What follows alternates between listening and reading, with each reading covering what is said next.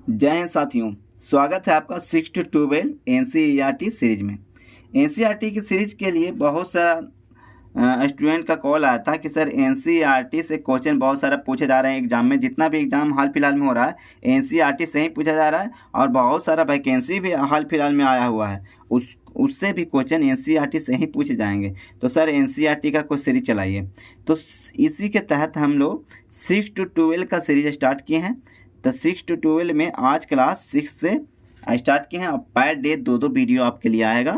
और अभी शुरू किए हैं हिस्ट्री और पॉलिटी, दो वीडियो आएगा और इसका आप लोग लाभ उठाइए आने वाले एग्जाम में। तो चलिए बिना देर किए स्टार्ट करते हैं आज का क्लास। तो क्लास 6 का पॉलिटी से स्टार्ट किए जिसमें फर्स्ट चैप्टर है विविधता की समझ।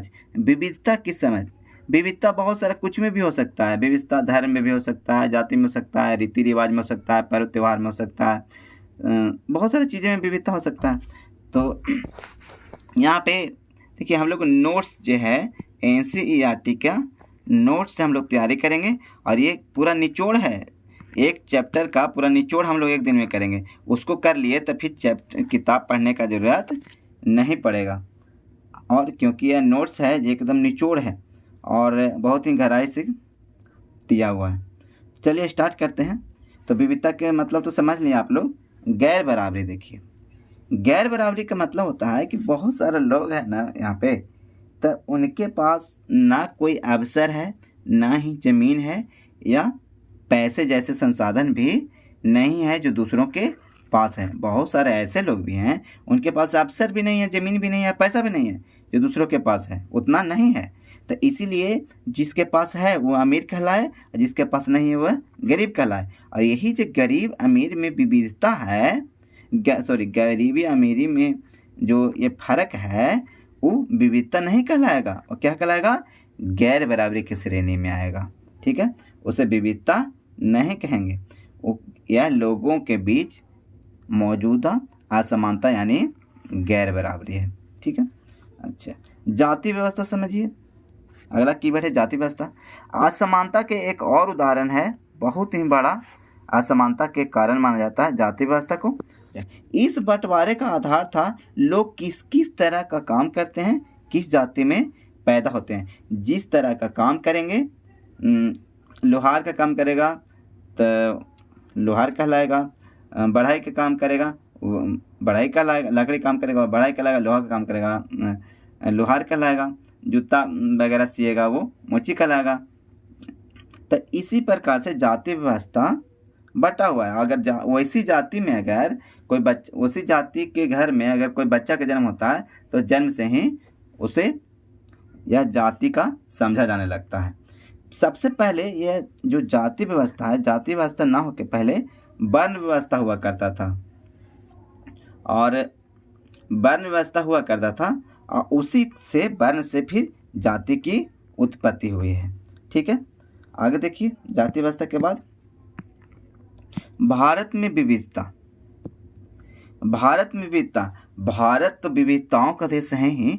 यहाँ भिन्न भिन्न प्रकार के त्यौहार, धर्म, भाषा, खान पान के लोग रहते हैं, लेकिन वास्तव में हम गहराई से सोचे तो हम एक ही तरह की चीज़ें करते हैं, केवल तरीका अलग अलग है। जैसे भारत में अगर भिन्न, जैसे उत्तर भारत, दक्षिण भारत इधर जाइएगा तो त्यौहार में काफ़ी अंतर मिलेगा, लेकिन कहीं ना कहीं उसका तरीका अलग अलग भले है। जैसे ऐसे समझिए कि अगर नया फसल आता है तो नया फसल में हम लोग जो त्यौहार मनाते हैं, नया फसल के मतलब तो चीज़ें वही हैं। नया साल में जो फसल हुआ है तो उसी का खुशी में हम लोग भी मना रहे हैं पर्व, और साथ में भी मनाया जा रहा है, लेकिन पर्व का नाम अलग अलग है, मनाने का तरीका अलग अलग है, लेकिन कहीं ना कहीं खुशी वही है। किस मतलब ध्येय वही है, एम वही है किस मनाने का, लेकिन तरीका खाली अलग अलग तरीके से हम लोग मना रहे हैं। ठीक है, अच्छा धर्म में भी यही बात है। जैसे कोई भी धर्म में हम लोग मान रहे हैं धर्म को, तो कहीं ना कहीं भगवान माना जाता है कि भगवान एक ही हैं, लेकिन उन्हें खुश करने का तरीका अलग अलग है। भाषा भी वही है, किसी को हम अगर कोई चीज़ें समझाना रहे तो अलग अलग तरीका से, जैसे कोई कन्नड़, उड़िया, तेलुगु, भोजपुरी, मगही, हिंदी, ये सब भाषाएं अलग अलग हैं, लेकिन कहीं ना कहीं चीज़ें वही हैं, किसी को अपनी बातों को दूसरे तक पहुंचाना, यही तो भाषा है, लेकिन तरीका खाली अलग अलग होता है। खान पान भी वही बात है। ठीक है, तो भारत में विविधता का देश तो है ही। अच्छा, आगे देखिए विविधता का कारण क्या है। तब प्राचीन काल में लोग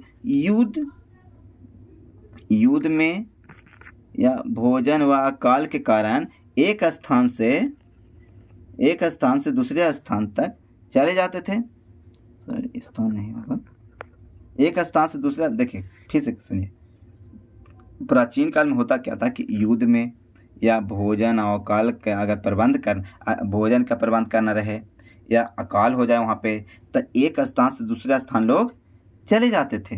या यात्रा के साधन का अभाव जब होता था, उस समय ही था, यात्रा के साधन का अभाव था, तो लोग वहीं रह जाते थे। जैसे देखिए अभी युद्ध हो रहा है या भोजन के खोज में गए या अकाल हो गया है, तो कहीं दूसरा जगह शिफ्ट कर गए, और फिर उतना तो अच्छा संसाधन था नहीं पहले, तो वापस नहीं होके वहीं पे वो रहने लगते थे। और वहीं पे रहने लगते थे, तो वहाँ जो संस्कृति पहले से था और भाषा पहले से था, उसको भी धीरे धीरे ये लोग सीख लेंगे तो इनका अपना भी जो पुराना भी संस्कृति है वो भी तो है ही इनके पास, और नया संस्कृति भी सीख गए। तो अपनी पुरानी संस्कृति और नई संस्कृति के साथ सामंजस्य बनाकर नई संस्कृति उभरने लगती थी। मतलब कि पहले उनके पास जो अपनी संस्कृति थी और जो दूसरा जगह जाके बसे वहाँ पर जो संस्कृति था और लैंग्वेज था ये सब दोनों मिला के एक नया लैंग्वेज बना, मतलब या नया संस्कृति का निर्माण होता था। ऐसे करके नया संस्कृति का निर्माण होते गया।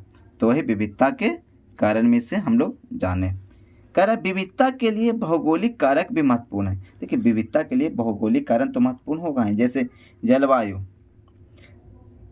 अगर जम्मू कश्मीर में चल जाइए तो वहाँ का जलवायु कुछ और है, हम लोग के यहाँ की जलवायु कुछ और है। साउथ में चल जाइए जलवायु कुछ और मिलेगा आपको। तो जलवायु पे बहुत डिपेंड करता है विविधता। मृदा पर भी करेगा, कौन सा मृदा कहाँ पे है, कौन सा वहाँ पे अनाज उपजेगा, तो ये भी विविधता को दर्शाएगा। मानसून भी दर्शाएगा, जल मैदान सभी चीज़ विविधता को दर्शाता है। यानी विविधता के कारक क्या क्या कहे जा सकते हैं? जलवायु, मृदा, मानसून, जल, मैदान, ये सब विविधता के कारक भी कहे जाते हैं। आगे देखिए, लोग अपनी भौगोलिक परिस्थितियों के अनुरूप व संस्कृति परंपराओं को ढाल लेते हैं। कह रहा है कि लोग अपनी भौगोलिक परिस्थितियों के अनुरूप व संस्कृति परंपराओं को ढाल लेते हैं। जिस भौगोलिक क्षेत्र में वो रहते हैं वहाँ किस प्रकार का परिस्थिति है, किस प्रकार का जलवायु है, किस प्रकार का लैंग्वेज वहाँ पे बोला जाता है, किस प्रकार का वहाँ पे लैंड का स्वरूप है, मतलब ज़मीन का स्वरूप है, उसी के अनुसार वो वहाँ पे ढल जाते हैं, खुद को ढाल लेते हैं। ठीक है, यहाँ पे ये चैप्टर में नेहरू के जो पुस्तक है भारत एक खोज, उनके चर्चा भी किया गया है इस पुस्तक में थोड़ा सा। तो ये पुस्तक में कहा गया है कि यह बहुत ही गहरी है, भारत है यह बहुत ही गहरी है, जिसके अंदर अलग अलग तरह के विश्वास प्रथाओं को स्वीकार करने की भावना है। इसमें विविधता को पहचाना और प्रोत्साहित किया जाता है। ये भारत के रूप में भारत के लिए यह कहा गया है, नेहरू की पुस्तक भारत एक खोज में कहा गया ये चीज़ें।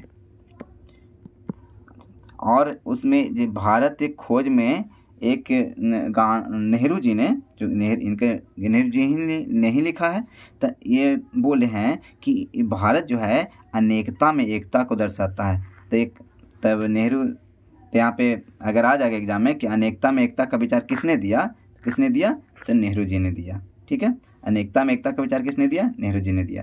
तो क्लास 6 का NCERT बस इतना ही था, क्योंकि क्लास 6 में ज़्यादा नहीं था, तो बहुत छोटा चैप्टर है और जो कीवर्ड है लगभग हम दे दिए। अब आप लोग पढ़िएगा तो कुछ उसमें अब बचा ही नहीं।